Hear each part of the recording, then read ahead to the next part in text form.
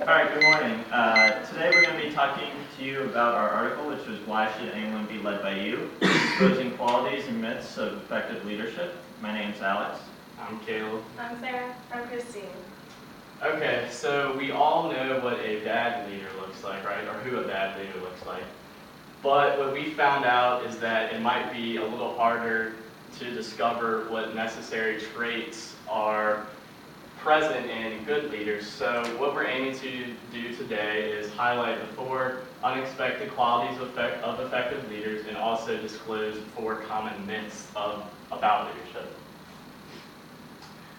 So leadership is a characteristic and skill that we're all going to need in future jobs and job settings. And our agenda today is to go over those 4 unexpected qualities of leadership that Caleb was talking about, which include selectively revealing a weakness, becoming a censor, tough empathy, and revealing differences, while also showing you guys 4 myths of leadership that people mistakenly think to be true. So the first one is selectively revealing a weakness. And exposing a weakness often establishes trust between an employer and a leader because it shows that leaders too have flaws and can make mistakes. It builds a cohesive relationship based on that level of trust between leaders and their employers, and it makes them more willing to participate in a given task for their employers. And it also shows that followers are genuine and approachable, and that they are also human and make mistakes. And then the most important thing to remember is that you never want to expose a weakness that can be seen as a fatal flaw. So what the article talked about was actually to expose a weakness that can actually be seen as a strength point, like being a workaholic, because while workaholics obviously work a lot, it also shows that they're dedicated and devoted to their job and their position. Okay, so next we're going to talk about becoming a censor. And becoming a censor is essentially identifying unexpressed feelings and opinions in a certain situation, and then this allows a leader to make a better, more informed decision. So pretty much an example of this is Ray Von Scheich, who is the chairman of Heineken, and he actually developed such good censor skills that he was able to tell what his major shareholder wanted despite not working directly with him. He could just tell by the mood and of the situation, the underlying expressions going on. So obviously, this takes years of practice and refinement to really perfect. So it is important to be aware that interpretation can sometimes be wrong, and that can get in the way of the reality of the situation. Also be aware that oversensitivity and overthinking can also cause problems for censors. So you want to be aware of these 2 things while you're working on your censor skills. The best tip for improving your censor skills is to always try and validate your personal senses with a fellow colleague, a teammate, or an advisor. Okay, now we're talking about how true leaders use tough empathy to manage their employees. And the first thing I wanted to talk about is that real leaders shouldn't have to be taught to care about their employees. And there's so many workshops and training programs for managers these days that are supposed to teach them to show concern for their employees, but that's not something that should be taught. Like, a true leader should automatically care about their employees and all the work that they're doing. And this empathy that we're talking about for the true leaders, it's not the soft and kind empathy that you usually hear about. It's more like tough love, and it's about giving people what they want, or what they need, not what they want. And the Marine Corps is a very good example of doing this, and their motto is grow or go. And even though it's very harsh, it pushes their recruits to be the very best that they can be. And a true leader knows how to balance respect for the individual and the task at hand.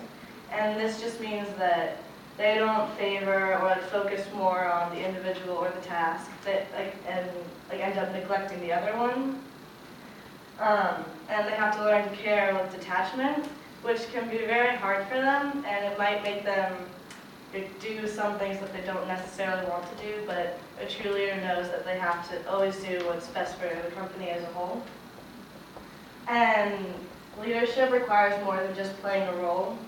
And employers are more likely to look up to their leaders and commit fully to them if they know that their leader genuinely cares about them and all the work that they're doing. Okay, so going off of empathy, now I'm going to talk to you all about revealing your differences, and this is the 4th necessary quality of an effective leader. And the first step in revealing your differences is becoming aware of what sets yourself apart. I know the article talked a lot about how many executives in top companies don't have enough self-knowledge to be able to know what their differences are and then use these differences to their advantage. So once you are aware of what sets yourself apart, you can then use this as leverage to separate yourself both from other employees and your followers and from other leaders in your field. Next, you need to capitalize on what's unique and what sets yourself apart by signaling your separateness and not being hesitant to communicate.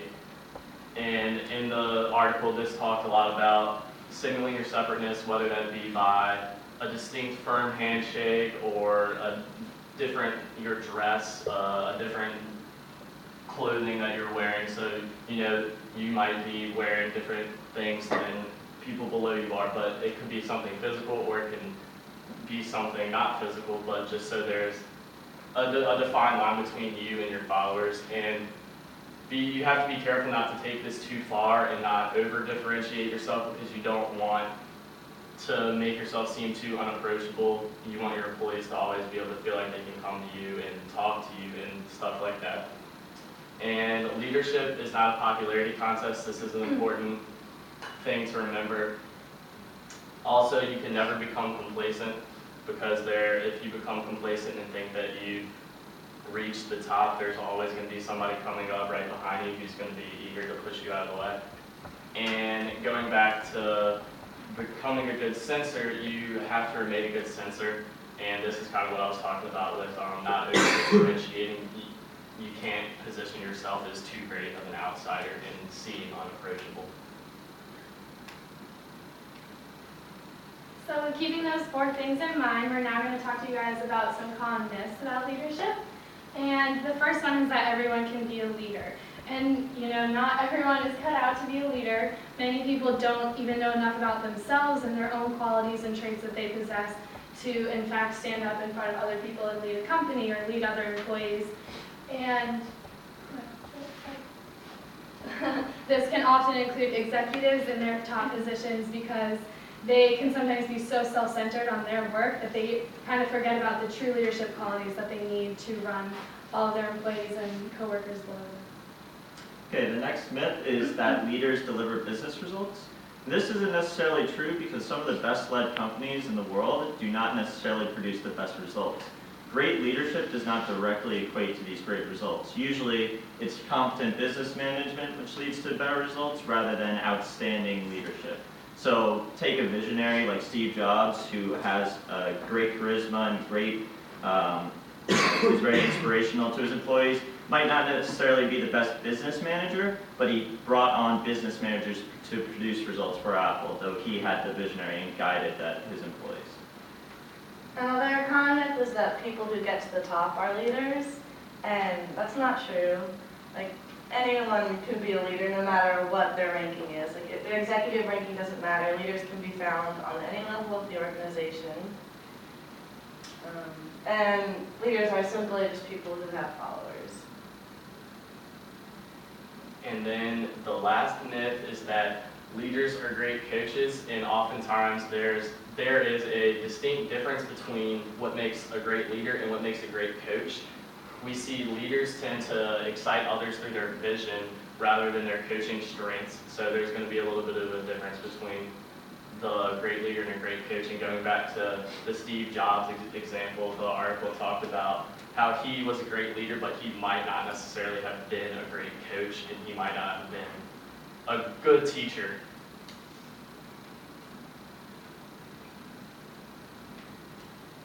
So in conclusion, just when you go out into the business world, try to keep in mind the 4 myths that we just talked about, and try to practice the 4 qualities of effective leaders: selectively revealing your weaknesses, becoming a censor, exercising tough empathy, and revealing your differences. So now that you're armed with these new myths and these new qualities of effective leaders, hopefully you all can lead better than Michael Scott has. Thank you.